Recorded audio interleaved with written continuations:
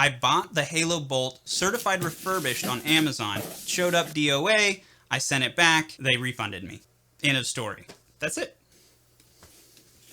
So DJ Woo Pig told me to, well, he didn't tell me. He made a video about the Halo Bolt. And he recommended it because it ran for like 2 hours running his speaker, also his wireless mic. So I was greatly impressed by that. So I was like, okay, I trust Jonathan. I'm going to go ahead and get this. But I didn't want to spend $150, so I bought the refurbished one. It showed up DOA, dead on arrival. I returned it to Kohl's. Amazon refunded the money.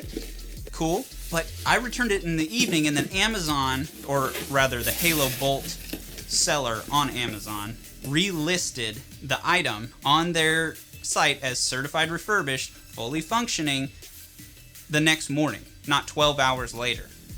So I'm thinking to myself, okay, well, they're saying they can ship it within 24 hours. They're not going to have time to get it back from Kohl's and then fix it and then ship it out to somebody that buys this. This is not honest, and that irked me. I didn't really like the way Halo handled that certified refurbished.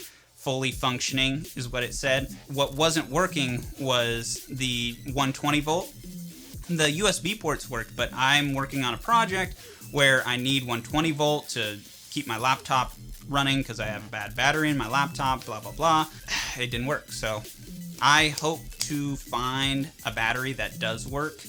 I probably won't buy from Halo just based on how they treat their certified refurbished. I'm sure their brand new products are fine, and Amazon did refund me my money, so I'm not complaining. I just think it's kind of shady that they relisted the product not 12 hours later to be shipped 24 hours later, which means that they're not going to have time to fix it.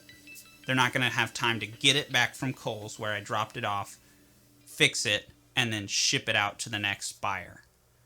Kind of irked me. That's it, though. That's the whole story. Bye.